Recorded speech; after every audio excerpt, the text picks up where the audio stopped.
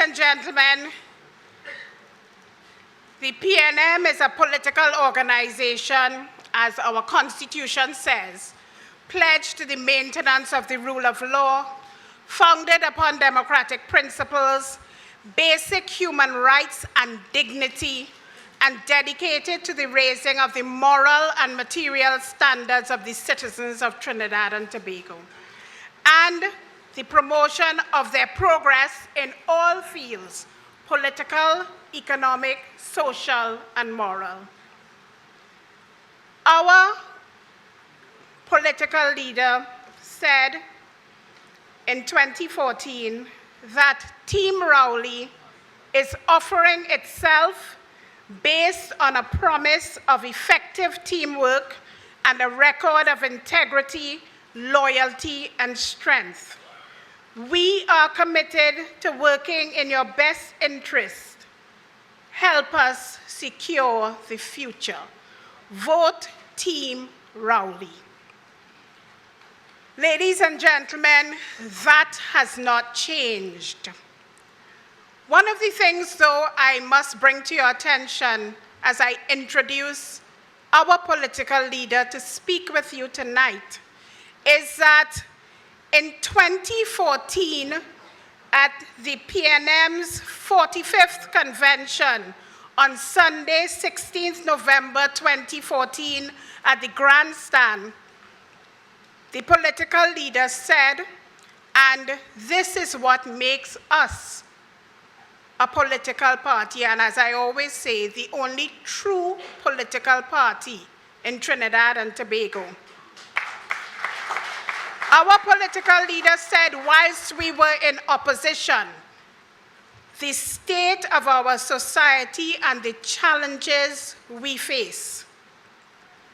Our policies have been developed on the basis of an assessment of the state of our economy and society, and where we see the global economy and international relations evolving over the next few years.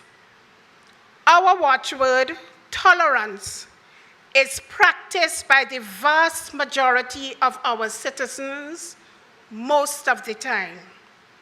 Class, racial, religious, color, and ethnic prejudices do exist, but historical struggles for equality have muted these prejudices, and whenever they surface expressly, they are quickly and decisively shut down. It is true that some of those values have eroded over the last few years, and that was under the administration of Kamla Persad-Bissessar.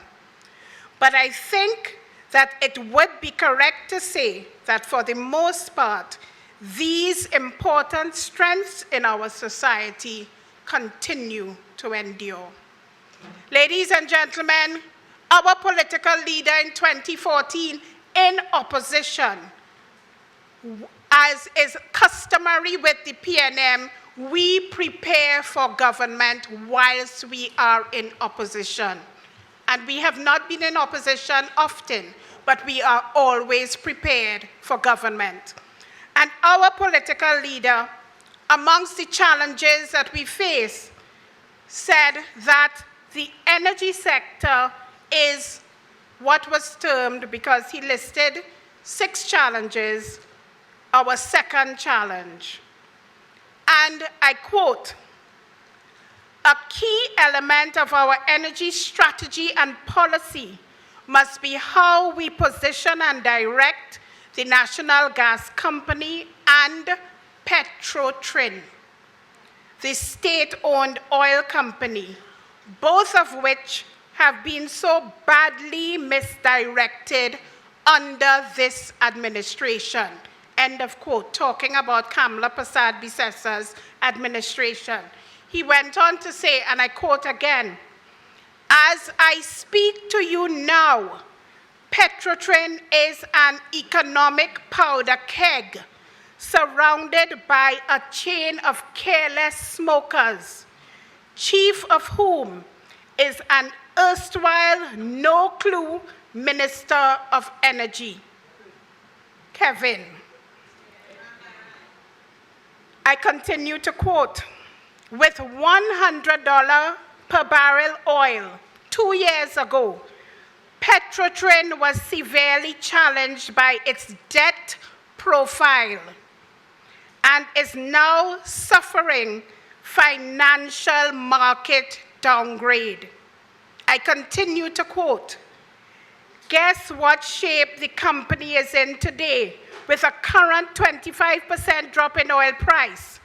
This is the $6 billion debt grenade hidden in their books with an eye on the Heritage Fund in 2016. According to the minister, there is no problem. What we are actually experiencing is copious doses of government by deception. End of quote. This was said, ladies and gentlemen, by our political leader in opposition in 2014. And that is why we of the PNM are miles above any other political party in Trinidad and Tobago. We recognize the truth and we speak the truth. And tonight, as the Red Rowley team continues, I bring on to you tonight a man who is real, a man who is vastly experienced, and a man who is extremely dependable. Ladies and gentlemen, join me in welcoming to this podium our political leader, the leader of Team Red Rowley, Keith Christopher Rowley.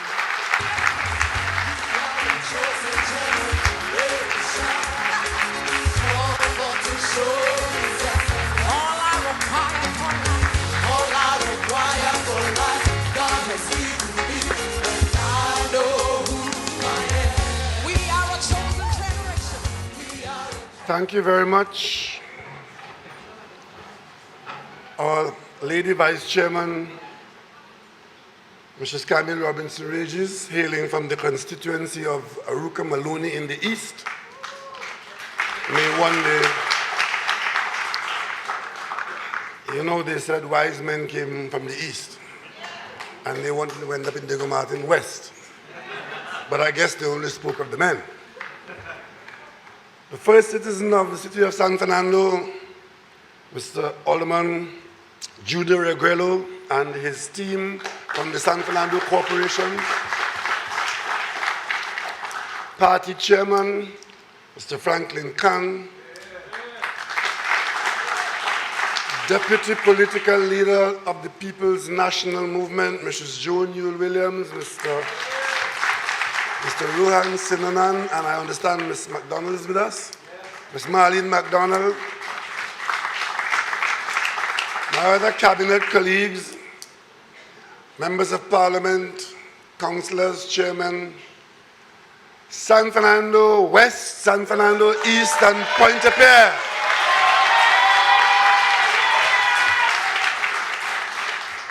I heard somebody say, Kaiso boy, because they expected me to sing Going Down San Fernando, because San Fernando always has tempo, and tonight is real tempo. I mean, these candidates think it's a general election. Had it been a general election, I don't know if I would have got picked. But there was one of them who promised me 20 years more and not taking that basket. You will never kill me with work. It is true that it has been said by my friend in the OWTU that I'm lazy, but I ain't taking that 20-year basket. This work is hard enough. But, ladies and gentlemen, in San Fernando, this is the PNM. And I'm very pleased to see so many of you out here this evening.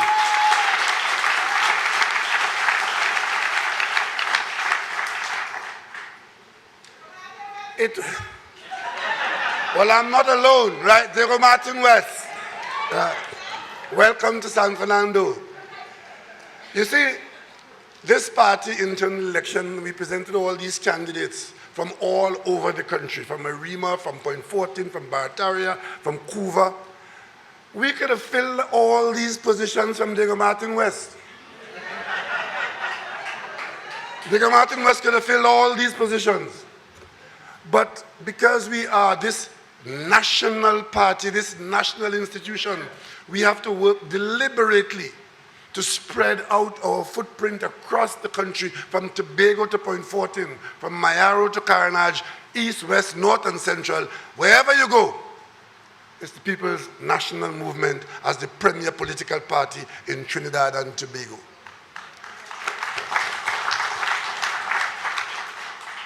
I want to thank all party members who have offered themselves for office. And at this time of internal party election, it gives us a certain amount of excitement in the party to get involved in our campaign, get involved in our election, and at the next convention, we present a new executive. I have been around for quite some time in this party. I heard them talking about they were here for 20 years and they were here for 5 years and whatever. I've been here since 1974. I've lost election, I've won election. And one thing none of them could say is that I'm not the only candidate in the PNM who has ever contested a general election in Tobago and in Trinidad. None of you could say that, truthfully. I've held office in this party for a very long time. And in recent times, I've had the responsibility of running the organization along with the executive. And I've had the opportunity over those times to work with a lot of people at various levels. And some of them are retiring now, and new ones are coming in. And I'm particularly proud on this occasion. You didn't hear it tonight, but you would have heard it from the previous meetings if you were following our broadcast. You would have heard how many of those persons who are now aspiring for national office in the party who came out of the Youth League of the PNM from years ago. A significant number of these candidates for national executive in the PNM, they're all experienced. They've all shown their worth already, but they came out of the Youth League. And the person who is missing here tonight is Mr. Padmore. And one of the reasons why I've asked Mr. Padmore to come back in and serve again at age 86, young, is to ensure that the party's history and the path that we have traveled is not lost on our young people, not those who are running for office today, but those who are in the line to follow those who are not running for office, to run that education office so that we will not forget our history. Very important to us. And he's a patriot. He is an alert, walking library of the history, not only of the PNM, but of Trinidad and Tobago. And we are very fortunate. We are very fortunate to have a man like Mr. Padmore, a patriarch of our party, a founding member, who is today standing side by side with our young people in offering themselves for the executive of the leadership of the People's National Movement. Mr. Embert is also not here this evening, and I want to apologize for him because I really did.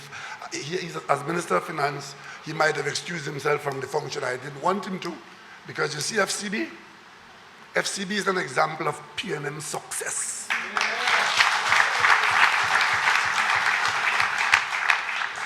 And Mr. Embert and I, we might be the only two in the lineup around in the politics today who can claim to have been in the cabinet when Workers' Bank failed. You were there?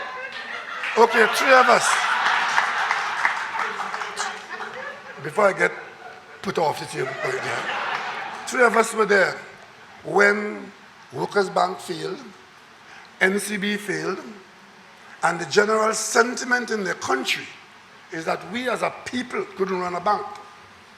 This cabinet, with Wendell Motley and Patrick Manning, we sat and decided how to get out of that situation. And we put the 3 banks, those 2 I just mentioned and the cooperative bank, we put them together. And if my memory serves me right, we used $340 million of central bank government taxpayers' receipts, and we created the FCB.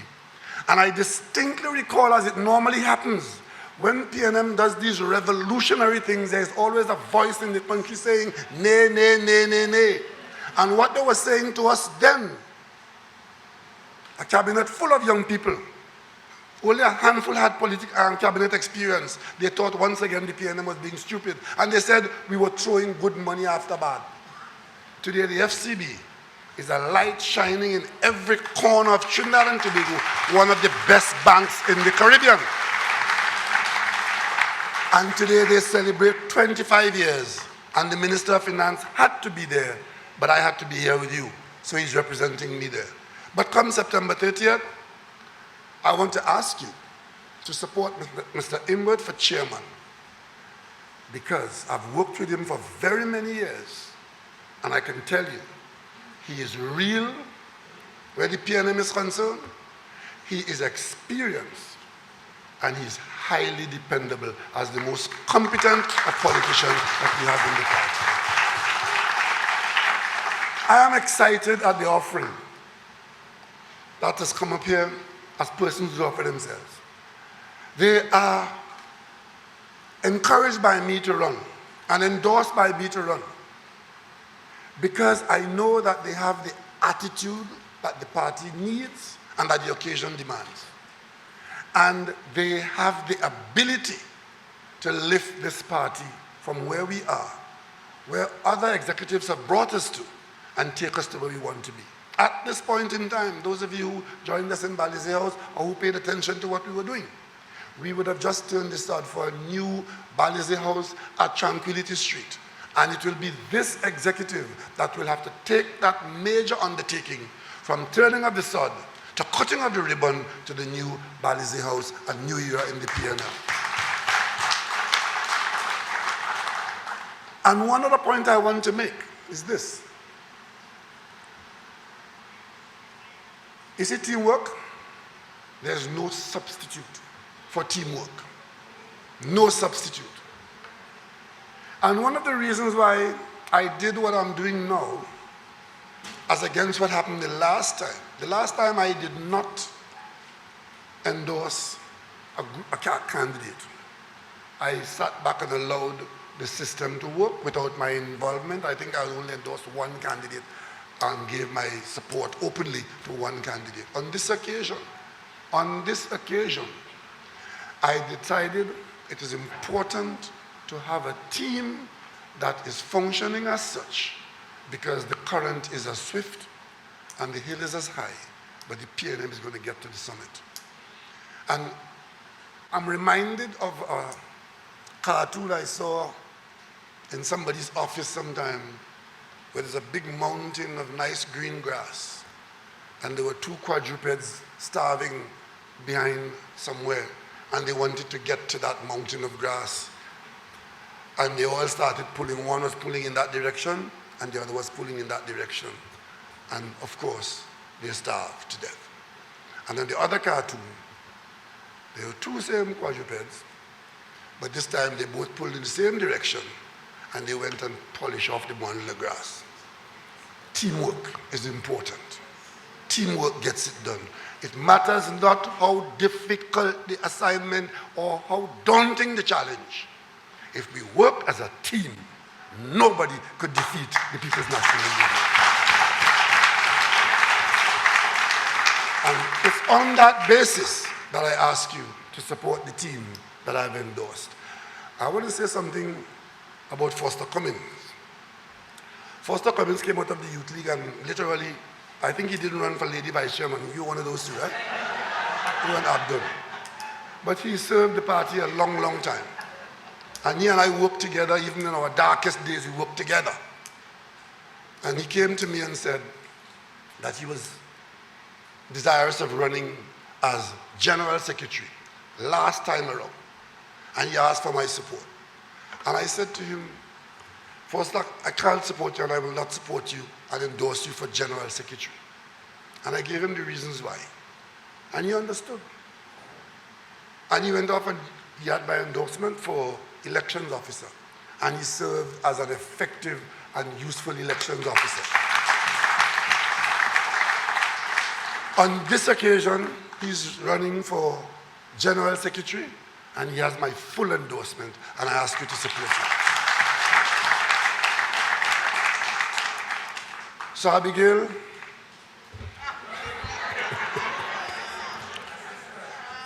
Assistant General Secretary, there's a song for you, right? And it's called My Day Will Come, right? But ladies and gentlemen, this PNM is so important to Trinidad and Tobago that sometimes I genuinely reflect on what this place would be or might have been if Dr. Williams had not created this political party among the people of Trinidad and Tobago.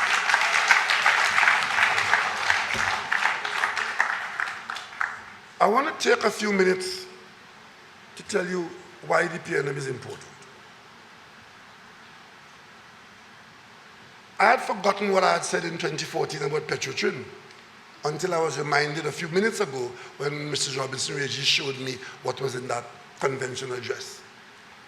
But what that proves is that Petrotrin was a problem way back then and was observed to be such by the PNM. And the party document, the convention document, records our concern. So it shouldn't surprise anybody that we are in government now, and at the end of our third year, we are dealing with the Petrotrin problem. That should put to rest all this stupid talk about the government conspiring and hustling irresponsibly to deal with Petrotrin because we want to sell Petrotrin to the Syrians or whoever is in the 1%. That is the kind of conversation some people drag us down to. Not what we put in our convention document, you know. Talking about our problem and how we need to address it, and before you could take medicine, you have to admit that you're sick. No healthy person is going to take medicine. You have to admit that you are not feeling well. And we didn't do it in the first day or the first week or the first year. We did it carefully and responsibly. And at the end of the third year, we took a decision that something that had to be done is being done. And the minute we said that, all hell break loose in Trinidad and Tobago. The government doesn't have the authority to do that. They want a public debate in Woodford Square. Even Carolyn wants a debate. I want to tell Carolyn, you see me, I afraid Jumbie. So they all want, of course, they have a right to have a say. But in this country, there's something called representation. This government represents the people, and we only got into government because the various constituencies gave us the majority to represent them, not to talk foolishness and lie to you. There was a government in office before us, you know. They left in 2015. They spent 5 years. Which day of those 5 years did they ever mention to you that there's some problem in Petrotrin and they're trying to deal with it? Which day? But of course, as soon as we said that, as is to be expected, the union isn't going to agree to any such thing. They wouldn't cooperate. They wouldn't even want to see it. And after we said what was going to be done, after our work and analysis, the union asked to see me. And I agreed immediately. They asked to see me. They came, and I gave them the floor to tell me what they came to see me about. And they came to see me about the matter, the Petrotrin, and they identify it as an industrial relation issue. And they have an MOU that is signed and registered, so it's a legal issue. And I took the position right then and there at the opening of the meeting. I said, since this is appearing to be an industrial relations issue, I as Prime Minister should not get involved in it. And since there's a document that is registered and signed somewhere, my lawyer is not here because Teotong is not my lawyer, nor is Cabin Robinson-Regis, so I'm not getting involved in it because I don't want to be quoted and I don't want to be a witness in court. Oh, no, I didn't say that. I said, but that is what I just heard. And if that is the case, as Prime Minister, I'm not going to get in any discussion on Petrotrin under those conditions. It was said, that wasn't said. I said, okay, in which case we'll... And we had a fairly long meeting. At the end of the meeting, nothing was clearer to me. So the question was put, what I noticed that you have said all kinds of things, but you have said nothing to do with the numbers, the money, the debt. What is your position on that? The numbers wrong. I say, well, what is the source of your numbers? The source of my numbers is the audit, the Ministry of Finance numbers, the company numbers, and I dare say the numbers that are in the IMF. Well, the numbers wrong. I said, but what is the source of your numbers? Turned out, they don't have to have a source. Just say the numbers wrong, say the Prime Minister lie, and say the government wicked, and the government conspiring, and say you're going to burn down the country. That's how it goes. That's how it goes. And then we ended on that note. As Mrs. Robinson Regis put it, we agree to disagree. Let me just take you through one of the facts of life. You have serious people in this country. You have the former Prime Minister who is still the opposition leader. You have the head of the largest and most powerful union in the country telling the country that the government is lying to you. That is what they're telling the country. You heard what I said to the PNM convention in 2014 about Petrotrin. Half of the pontificators don't know I said that. The other half don't know we have a convention, period. They pay no attention. But the minute something happens, they get on the phone or the radio and they pontificate. Without any information, without any work being done, they try to mislead the public. So you have these two major voices in the country, the opposition leader and her cohorts, former ministers of government and their cohorts, and the union telling the country, the children and the workers, that the government lie. So it falls to me now to tell you what it is, and it's up to you to believe it. You can't force somebody to believe anything. One of the things I've been saying, and these are intelligent, some of them highly trained people on the union executive, saying to me to my face, and saying to the media that propagates it with no check, that the Ministry of Finance does not provide any support for Petrotrin. And Petrotrin, in fact, provides billions to the Treasury. And I heard the leader of the union saying the government is misrepresenting the facts so as to be able to do this nefarious act of selling the refinery. That is the conversation, you know. A multi-billion-dollar issue, a multi-billion-dollar issue. And that is the nature of the conversation from the other side. And when that conversation doesn't seem to be working as well as they would like, they resort to my skin color and the color of the skin of my constituents. I, on polling day, have no other responsibility than to ask for the vote of my constituents. And the largest block of Arab, Syrian, Lebanese are in Diego Martin West. And for that I make no apology, and I don't care who they vote for, I represent them.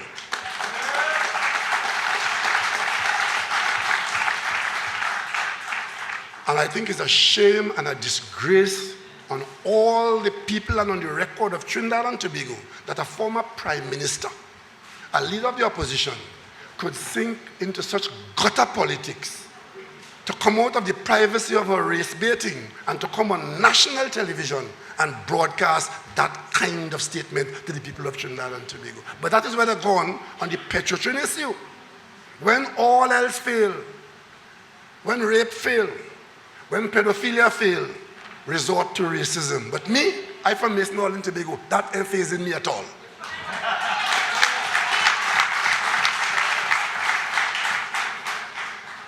So the government, the Ministry of Finance does not provide Petrotrin any support. I have in my possession here a document which came to the cabinet. What is today's date? Right. A document today, this document is dated 12th of September. So this was done yesterday. It is called Provision of a Government Guarantee in Favor of Petroleum Company of Trinidad and Tobago for 56 million US short-term loan facility. 56 million US is how much TT? That's 300 million TT. 300, that is written yesterday, come today, even while they are telling the people that the Minister of Finance does not have to provide support for Petrotrin. $300 million they want in US dollars today. But if you think that is the story, another document dated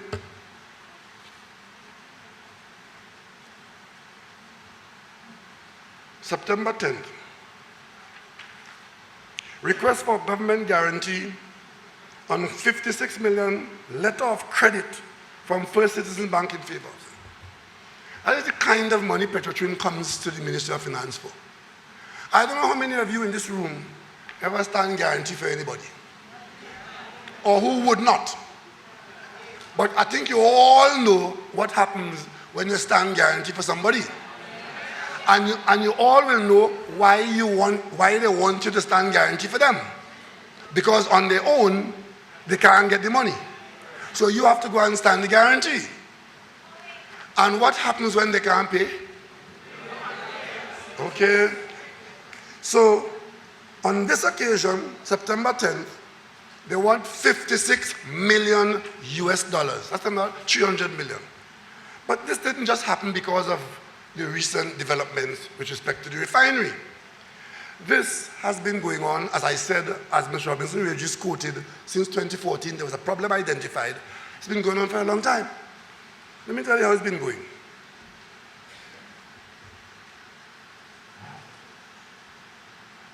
The Minister of Finance provided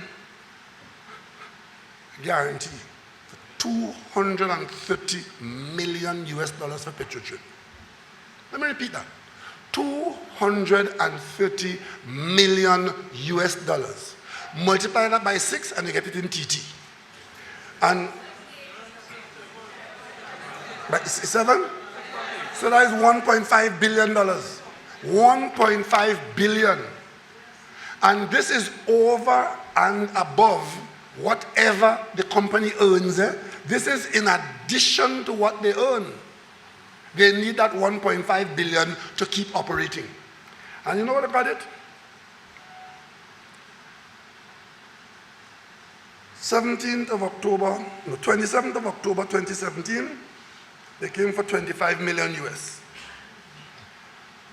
28th of September 2017, they came for 55 million US. 8th of August 2018, they came for 50 million US. 10th of July 2018, they came for 50 million US. 23rd of March 2018, they came for 50 million US. And that accounts for the 230 million US dollars which the Minister of Finance has provided. And I'll tell you, the Minister of Finance could only provide this because this cabinet note has to come to the cabinet, has to be approved by the cabinet. And when it's approved by the cabinet, for confirmation before it can be acted upon, I, as Prime Minister, have to sign the confirmed minutes. If I don't sign the confirmed minutes, they can't get one God in heaven sent. But I have to listen to Kamala and Roger and all them telling the country that I'm a liar. And telling the country's children that the Prime Minister of Trinidad and Tobago is lying because he has some ulterior motive. You understand? This morning I have to sign for 50 million US dollars. 56 million US dollars, but I'm supposed to be lying. But that is how the refinery is staying in business. As I speak to you now, if I didn't sign that document today, there's a tanker of oil outside that will not be sold to Petrotrin because they can't pay for it and the refinery will close down. You understand what I'm talking about? So while we are having to keep it alive in that way, I have to listen to that nonsense from those who would mislead you. But it is not only you. Well, somebody said pre-sold? Yeah. We are in September now. The tanker of oil that is out there we're paying for today, it will supply the refinery for 7 days. But the oil that they will refine then whatever they produce from it, when they sell it, they don't spend that money already because they pre-sold the cargo. They pre-sold what they will produce. Tell you this so you could understand the situation. Minister of Finance has to provide the money to pay for the oil to produce something which has already been sold, meaning it ain't have no money to come to the company to service the company, so the Minister of Finance will have to service the company debt. So when you stand security, and I should tell you, the loan that was taken on 27th October 2017 was for a year. It is due on the 27th of October. That is when? In a month's time, right? And the one that, the 55 million that was taken on the 28th of September 2017 is due on the 28th of this month. You understand? It is due this month. So there are two loans which the company took, which were backed by the Minister of Finance. One due this month, another one due next month, but the company is not in a position to contribute anything to that. So whoever stood the guarantee, right? And of course, and these are small potatoes, eh? The real cojones is 850 million US dollars, which they use at an earlier time, which is due in a few months' time in a single payment, which neither the company nor the Minister of Finance could pay. Neither the company, at least the Minister of Finance might be able to pay these two if he chooses to do that. But the 850, even if we want to pay it, can't pay it. So we have to refinance it. But to refinance it, when you owe a bank, let's talk serious business. If you borrow money to buy a fridge and you had difficulty paying for it, you still owe them for it and you can't pay, and you go for money to buy a stove, what happened to you? So to refinance the existing debt, you have to convince the lender that you are still a good risk. But to do that, for this country to convince the lenders that we are still a good risk, one, we have to prevent our country from being further downgraded. And two, we have to show that we are doing something about the problem and not just kicking the can down the road. Because if we fail to treat with that debt, there are serious consequences. I asked the Ministry of Finance to tell me something today out of, examination of our circumstance. Let's assume for one moment that we are downgraded again, as we were not too long ago. And the downgrade that happened to us a while ago, Petrotrin was a major contributor to that. If we are downgraded again, what are the immediate consequences that we are exposed to? Not yet. What we are exposed to is other people who lend us money. And the loans are known and identified to us. If you see the government loan book, they are there line by line. We know exactly who we owe and how much we have to get the receipt from. There are some loans to the tune of $1.8 billion that could become due on short notice. What is the position of Trinidad and Tobago? If we listen to the other voices and get this country into a situation where we get downgraded, notwithstanding our best effort, and those people who are holding those loans do what they did to us a few months ago. There was a loan taken by the UNC on the way out of office in 1995. They borrowed $100 million US dollars or $200 million US dollars they borrowed in 1995 to finance the election spending. And that was to pave road left, right, and center, right? $200 million US dollars they borrowed. It was borrowed so quietly we never even know. All them who are asking for transparency now and openness, and we never even, I was in the opposition, I never even knew that. Until, as Prime Minister leading this government, when we were downgraded the last time, the holder of those bonds said to us, one of the conditions of this loan is that if the country got downgraded, the loan is called within 14 days. So you have 14 days to pay me $200 million US. And that is at a time when we're struggling to put medicine in the hospital, struggling to pay our students who are abroad, struggling to do all kinds of things. And an opposition who, they want this, they want that, pay this, pay that. $200 million US now. You have 14 days. Those are the terms of the loan. It took Minister Imbert and the Ministry of Finance some serious work to get the money borrowed locally, because you have to go to the local bank and borrow the 200 million US to pay that debt for that election loan of 1995. Fact.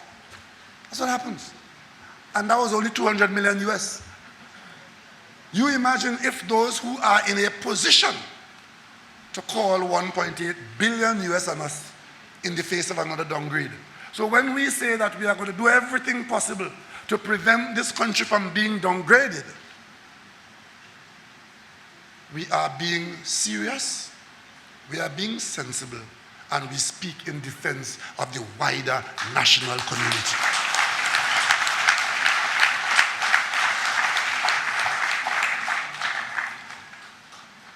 You see, if we find ourselves being downgraded, we have a company that can't help itself. The Minister of Finance told the country, in a budget debate I think it was, that his target with debt to GDP, which is how you manage your affairs, how you borrow and how you spend based on your revenue, so that your ability to pay can still remain healthy. Your debt to GDP ratio is deemed to be manageable, and your target should not be above 65%. That is what the Minister of Finance targeted and told the country that. And for those who care to listen or to go to the documents in the Parliament or elsewhere, that's where it is. If this Petrotrin thing spins out of control, it immediately, on its own, could throw our debt to GDP ratio up to 67%, which is 2% above the target for the country. But that doesn't take into account our expected borrowing for the Labre project. We are talking here about borrowing to build up the economic infrastructure in the country, to create jobs, to expand the economy, and also to earn more foreign exchange. We will not be able to borrow for that. We will not be able to do the development in tourism in Tobago, which we are about to build a new terminal building in Tobago so as to prepare Tobago for expansion into as part of the economic. We can't do that. We had an earthquake recently, and I'm sure all of you felt it. I was near to the Port of Spain General Hospital. And as there is a God above, I was doing two things, and maybe a third. The two things I was doing, I was trying to figure out where my family was. I was listening to hear if I'm hearing any crashing sound, and I probably was holding my breath. When the earthquake finished, I found myself exhaling. As a matter of fact, I didn't realize I was holding my breath. But what I was listening for from St. Anne's, where I was at the Prime Minister's residence, I was listening to hear if the Port of Spain General Hospital Central Block is collapsing. And the reason why I was doing that is because I have seen the engineering report of 2009 that says that the building, the tallest building in the Port of Spain General Hospital, with I think 400 and odd beds, is engineeringly unsound. And that assessment was such that none of us would know whether that building could survive and perform during an earthquake without collapse. I didn't hear anything, and I felt it didn't happen. And thank God it did not happen. And on that basis alone, I'm inviting this country to the grandstand of the Queen's Park Savannah on Republic morning. Come out and let's say thanks to Almighty God for protecting us in the Arab community.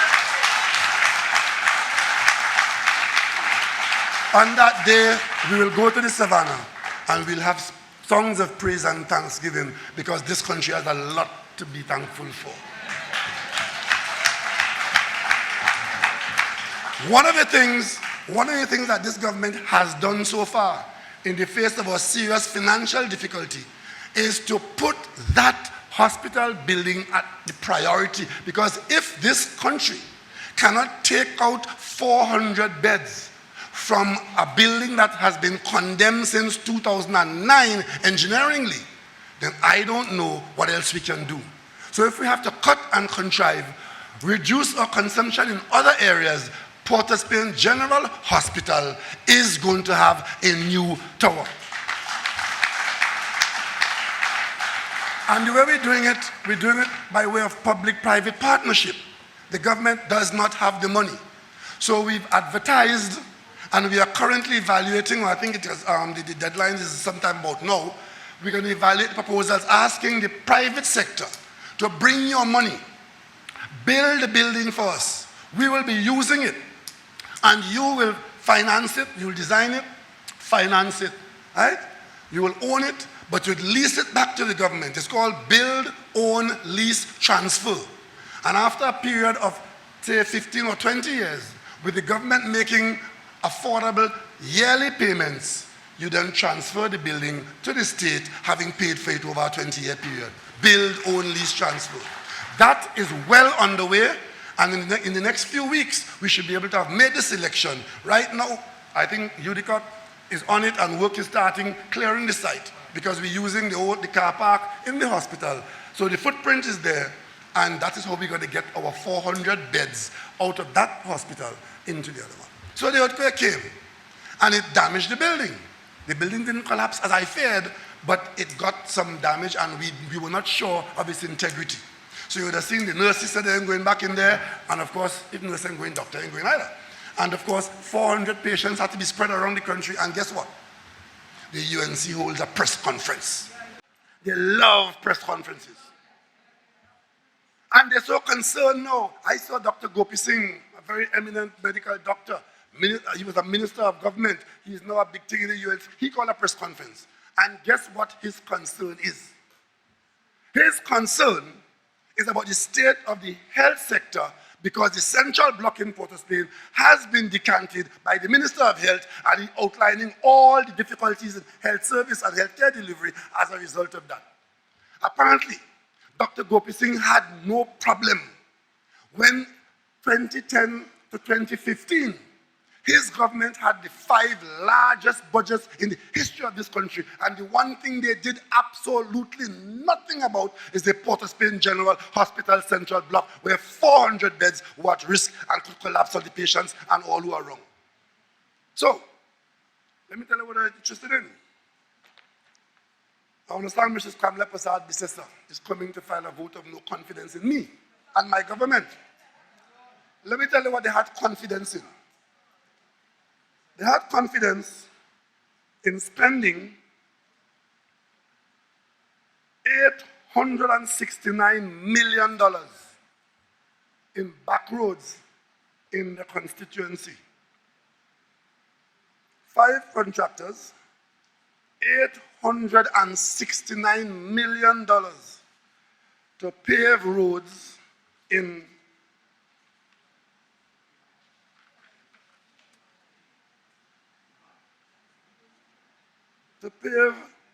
Cedar Hill, Exchange, Picton, Pittimon, Rup Singh Road, Waterloo, and Felicity. That was their priority. $869 million in 1 year. And that was their priority. And the joke about it is that having awarded the contracts, those contracts carried variations of $1.4 billion. So the total project scope of expenditure is $2.3 billion. So whenever you hear Dr. Munilal talking, he likes to talk, he likes to jump in, and he thinks he's the country clown. But while he was doing that, right, somebody was getting supremely rich. Because those areas, we didn't build any highways in there, you know. We didn't build any overpass in there, you know. But you commit to spend $2.3 billion there. while the Port of Spain General Hospital in the capital city, the largest block with patients in this country, was declared unfit for service since 2009. And then Gopi Singh has the gall today to be calling on this government and saying that we are somehow interfering with the service at the hospital because we decant people from there to somewhere else after a 6.8 earthquake. After a serious earthquake. That is their contribution. But I'll tell you something else too. That largest of expenditure on those back roads in those rural communities there. $416 million of those contracts were awarded on one day. On one day, on the 7th of July 2015. Let me remind you all that the Kamla Prasad Bisesa government came into office in May 2010. So by May 2015, they had outlived their 5 years. The election was called. It was after the election was called that Dr. Moonlal and Mrs. Prasad Bisesa authorized $416 million of contract in one day. And of course,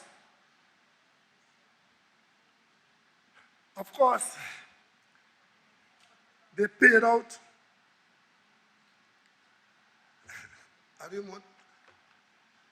by the time the election was finished, which was in September, contract awarded in July, by September, these contractors are magicians. $322 million was certified for payment already as work done.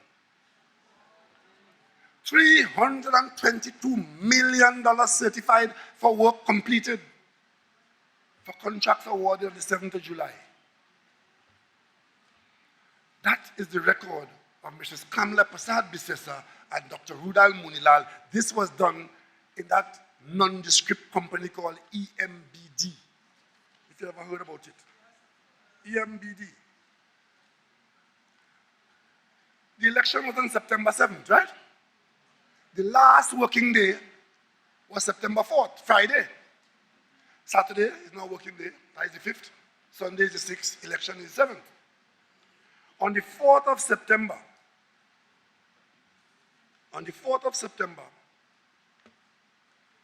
they paid out $381 million in that contract arrangement there. The last day of the Kamla Prasad Bisesa government. That is how your money was leaked out of the treasury. And while that was going on in this way, she had no interest in what could have happened in Port of Spain General Hospital, where we had 400 beds of patients and hundreds of staff members who could have met their end in that building, which the government knew was engineeringly unsound and required urgent attention. Well, I want to say to the people of Trinidad and Tobago, you elected this PNM government in the darkest of hours and the most difficult of times, but we make that hospital building a priority and not enriching ourselves and our friends.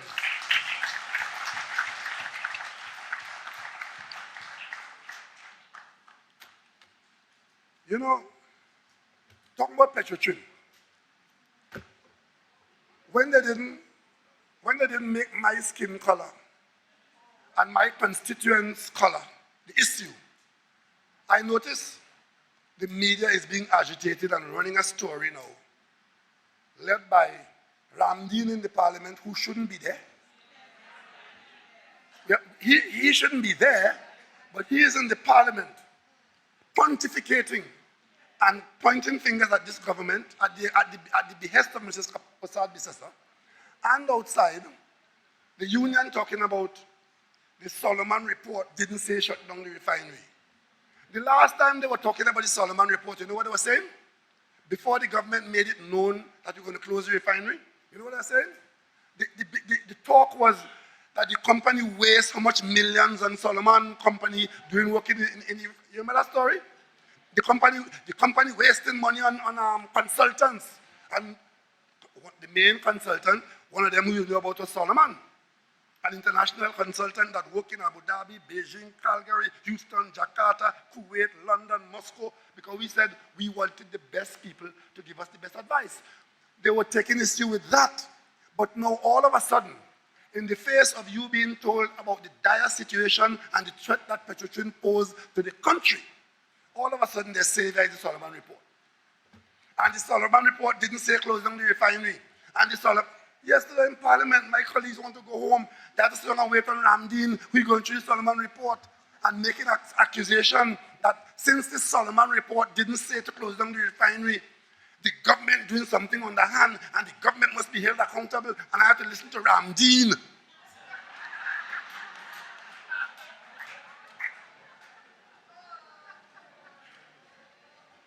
This is the Solomon report. Petrotrin hired this international company to do a job for Petrotrin as part of our treatment of the Petrotrin situation. Remember I told you, we did not come into office in 2015, run down Point-a-Pierre, and decide to mash up the hen house, break up the house, bull in a China shop. It was in our third year. This report is dated February 5th, 2018. February 5th, 2018. We didn't take this decision until months later, September. So that alone should tell you that we are not acting in a cavalier, capricious manner.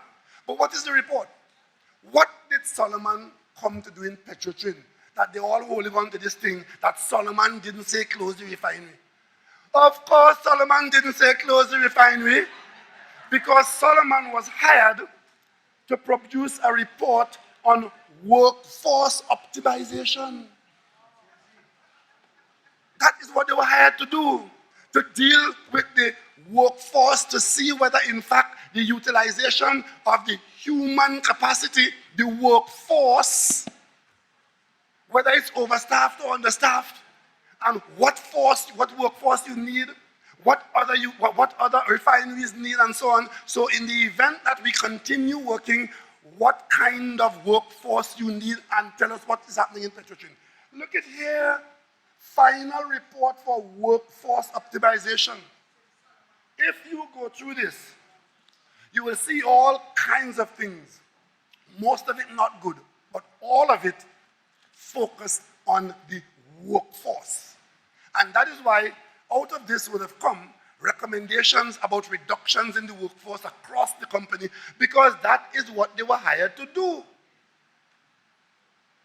What you will not see is any financial analysis in here, because that was not their terms of reference.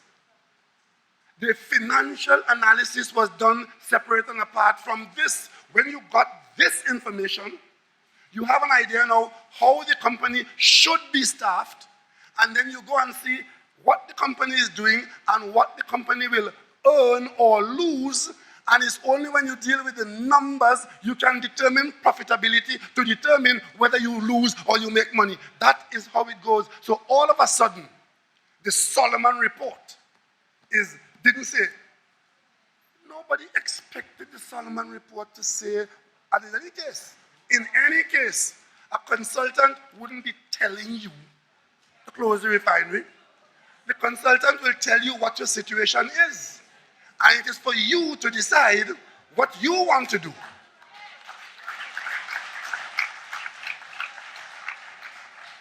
This country has too many schools for us to sit down and let Mrs. Prasad Bisesa and other persons take the whole country for fools. And of course, the well-heeled ones, the pontificators, right, who ain't read nothing, ain't connected to nothing, and know nothing, and they say, I don't know, but talk for the next half an hour. Don't know is not a basis on which to opinionate in that way. And of course, there are those, the government mustn't make any decision unless you come to Woodford Square and let them make it for the government. And we are now being accused of secret government. And secret, a matter that I raised in a PNM convention 4 or 5 years ago. And of course, in the conduct of business, if you go, the same Solomon report that is now the Bible. If you go to Romans 2, page 2,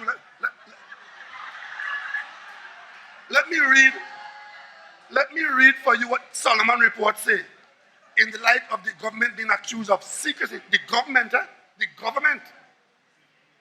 This is Petrotrin's work document on page 2. The heading is Restrictions on Disclosure. Restrictions on disclosure. This document, prepared by HSB Solomon Associates LLC, Solomon, is provided to Petrotrin Company of Trinidad and Tobago Limited strictly for its internal company use on the basis that Petrotrin and its employees, officers, contractors, and any other party receiving this study by Petrotrin maintain its confidentiality.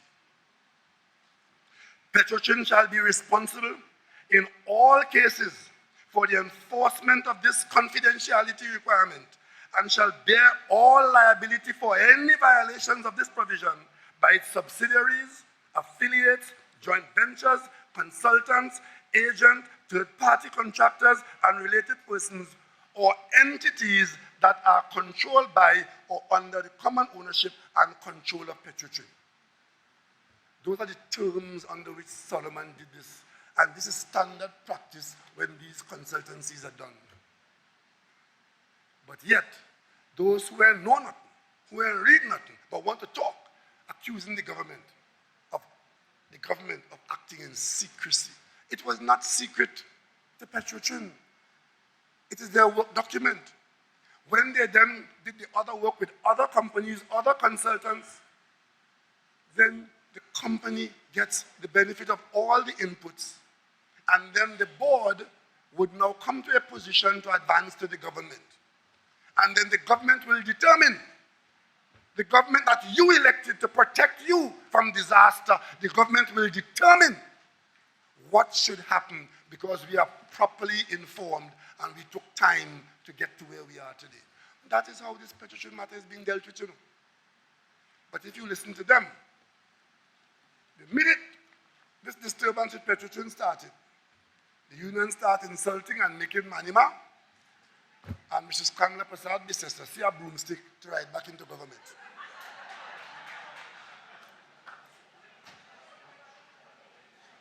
And you think that is all? What I told you about EMBD there, Estate Management Business Company, and the last few days of the dying government of Mrs. Kamla Prasad Bisesa. Let me tell you, she was on the platform the other night when she was finished dealing with my skin and my friend's skin. She was talking about this PNM government is destructive and we destroy everything in the country. I would say, Mrs. Prasad Bisesa, I would take that any day, as long as this country does not truthfully accuse me and my government of thieving out everything in this country.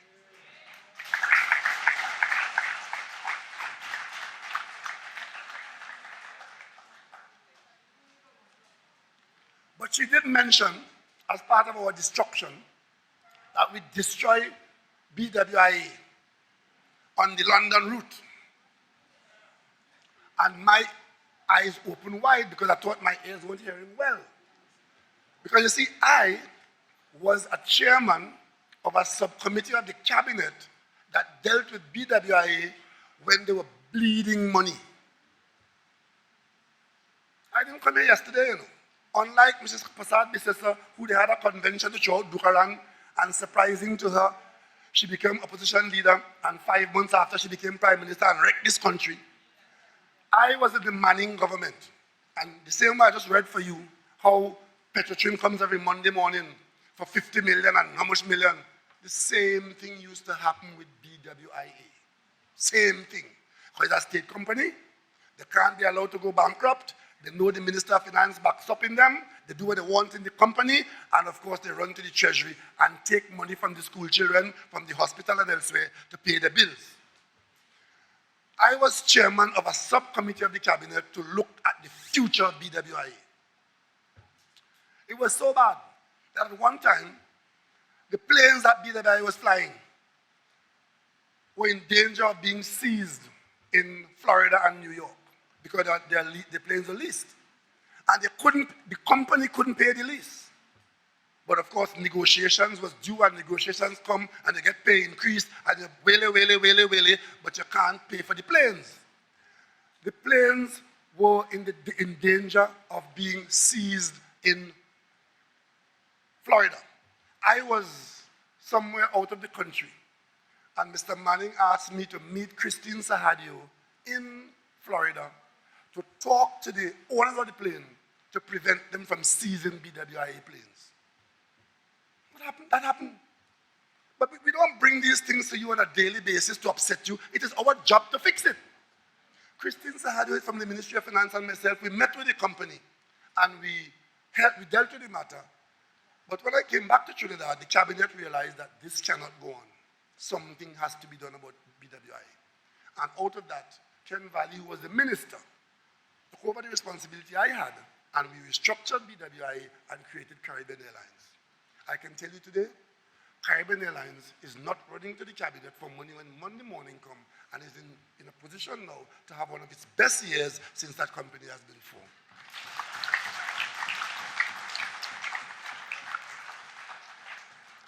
But Mrs. Kamla Prasad Bissessa identified our handling of BW and the London route as an example of PNM destroying the country. One of the things that came out of that whole scene I just mentioned there was a study that was done of the whole route operation all over the world of Caribbean Airlines, of BWI. And what it was found, contrary to what we were being told, and let me repeat that, we in the cabinet were being told that the London route was the most profitable and attractive route in BWI. But when the actual study was done, it turned out that it was the opposite. The biggest money-losing route in BWI was the London route. It might have been the most attractive to the employees. Go to London, spend 3 days, come back in 4 days, and so on. But what the cabinet was being told, as you look at the overall company, was that the London route, the same way they're telling us now that the refinery is just gold mine, we were being told in the cabinet by the management of BWI that the London route was the goal, was the money spinner. But when the work was done, it turned out that the London route was bleeding money. So the Manning government took a decision with BWI to stop flying to London, because the competition to London, we had no chance against British Airways and Virgin and whoever else was going there. So we stopped flying to London. When Mrs. Kamla Prasad Bissessa became Prime Minister by accident, they came into office with the same mindset, that everything the PNM did was wrong, and they came with the foolishness and the stupid talk and no information and malice aforethought. They decided to restart the London route. Something that we dealt with in 2007, right? When they came in, they went and they got 2 old planes, 2 Boeing 767s.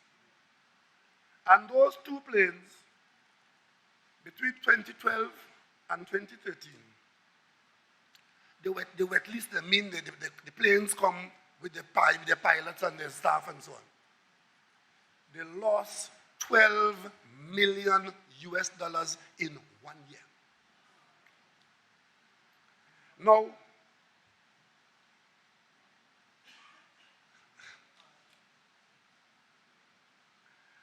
the total cost of operating the leases of the 767s, this is Mrs. Prasad Bissessa and her crew, who went and got plane to go to London. All the expenses surrounding that venture cost $33.7 million. Losses.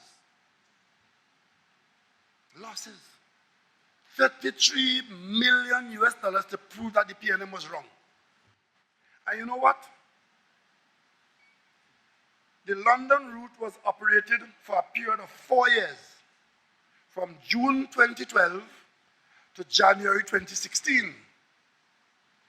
During this short period, losses totaling 36 million were directly attributed to this route.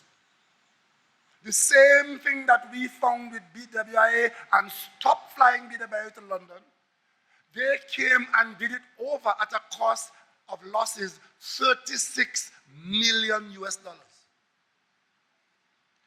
A decision was taken by the then board in April 2015. Remember that? Listen to that. So they started it in 2012. They lost all that money. They wasted all that money. And in April 2012, 1 month before their term of office ended, they took a decision to stop flying to London. That decision was taken in April of 2015, and we were able to wrap it up by January of 2016. And today, Cal does not fly to London. That is the history of the handling of taxpayers' money by Mrs. Kamla Prasad Bisesa and her People's Partnership.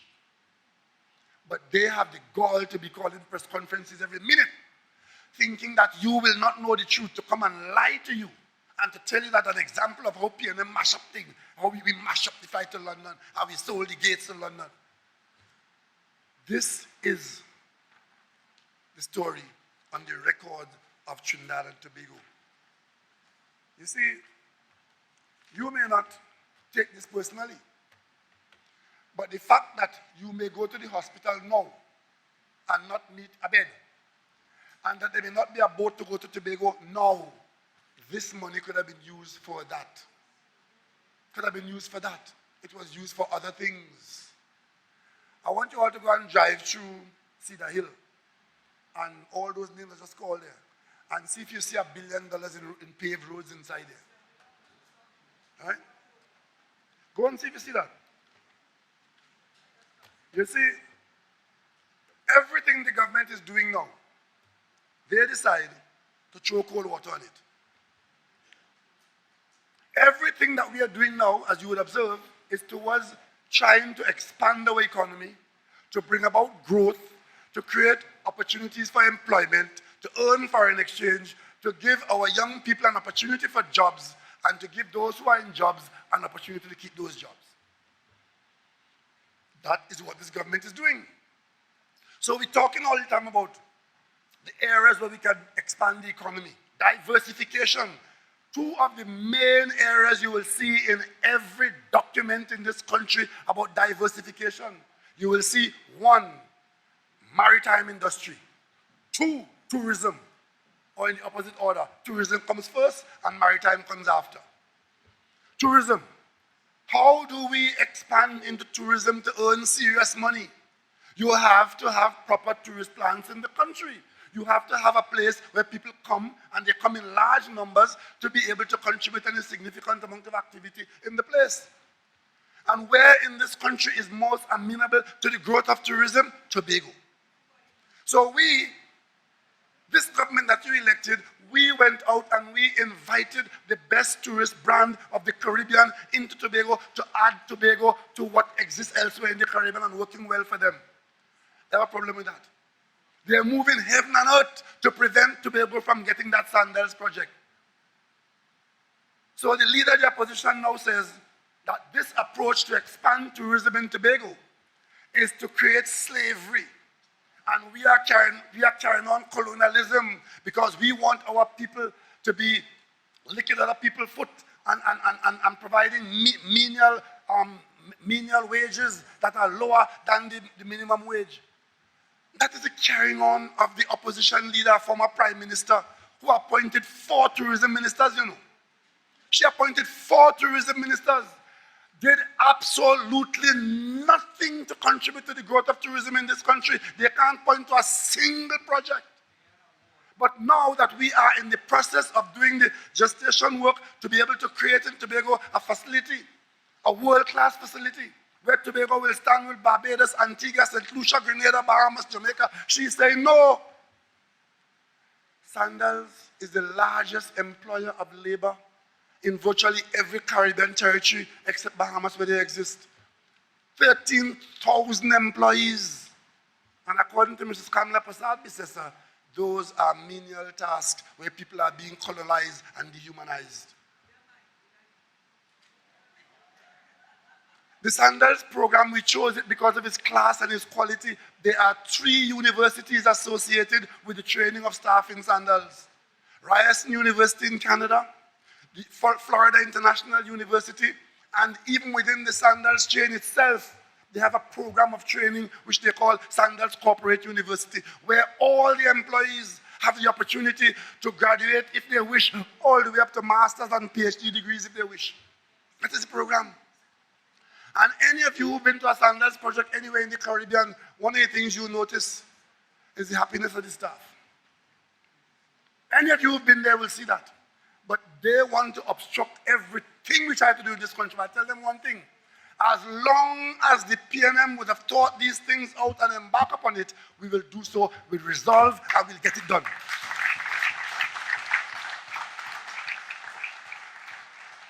Last week, Friday, arising out of my visit to China, where I encouraged and got the support of the Chinese president and Chinese premier to allow Chinese companies to invest, not just to build things as contractors here, but to invest where we don't have the money, to stand with us, to fund development projects.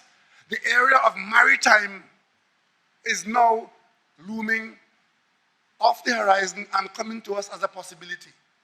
A Chinese company is now in partnership with the government of Trinidad and Tobago, with the blessings of the government of China, to build in La Brea a world-class ship repair facility, a dry dock where the largest ships that come through the Panama Canal will be able to do dry docking in Trinidad and Tobago. The same way we go for oil and sell oil outside, or go for gas and sell it in the world marketplace. If we have a dry docking facility here, we will aim to go and get some of the 13,000 ships that pass around us every year to come to our facility, and all that is paid for in foreign exchange.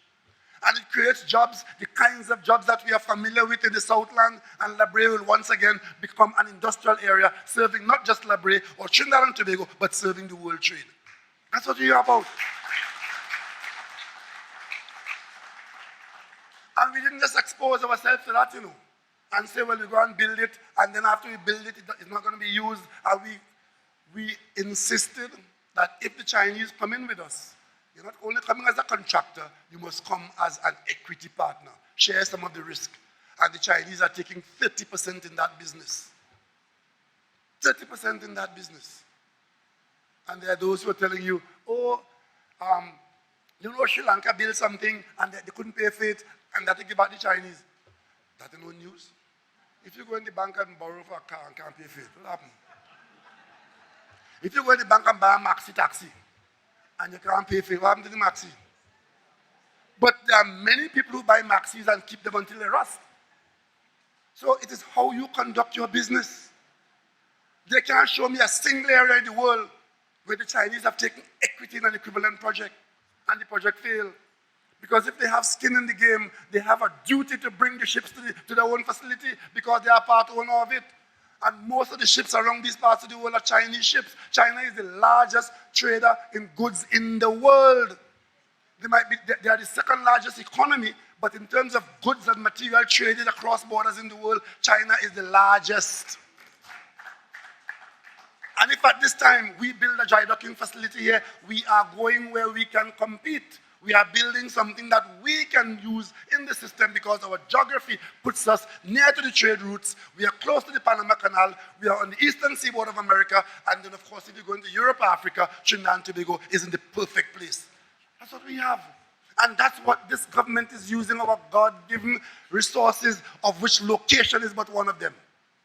But, of course, Munilal want that stopped. Munilal, Munilal. And the UNC. And you know why? They want this information, they want that, they want this, they want to know the procurement process. But let me tell you something. It was the simplest procurement process. It was the Prime Minister of Trinidad and Tobago talking to the President and Premier of China. That whole process.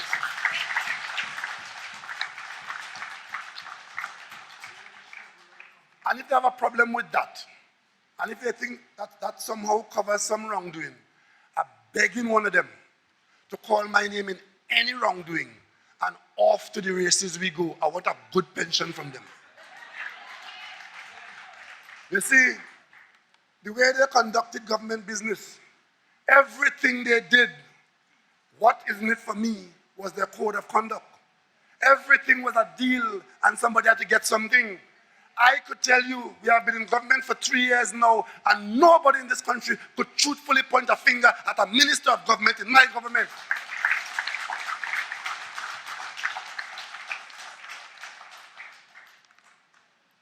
So they know how they behaved. So now that they see us doing things for the country, they automatically assume that there's something under the table. We are the People's National Movement. This is our responsibility to the people of Trinidad and Tobago. So we're going to get our Sandals project in Tobago, and we're going to get our dry dock in La Brea, and we're going to get all that we can do to expand the economy of Trinidad and Tobago.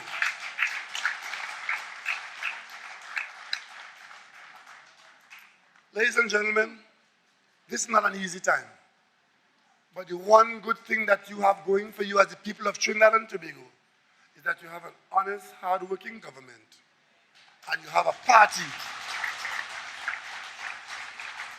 You have a party that believes in the future of all the people of Trinidad and Tobago. And we didn't come here last week or last year. And we didn't come to look after ourselves after some upheaval in any convention anywhere. This is our 63rd year.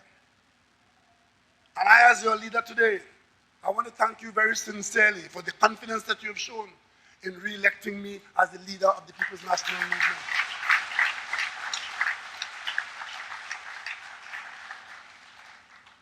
I am no fly-by-night little boy with any of them.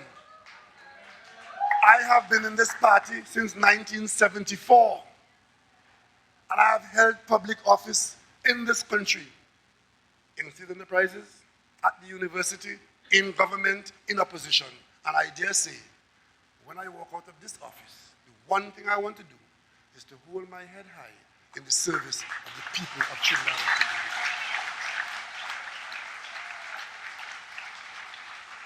Some people ask me, why do you do it? Why do you put up with all this abuse? The answer is simple. This country has been very good to me and to my generation. And if there's anything I could do, there's a little hymn that I mumble sometimes, because I know my limitations, I can't sing. And it says, if I could help somebody along the way, as I pass this way, then my living shall not be in vain.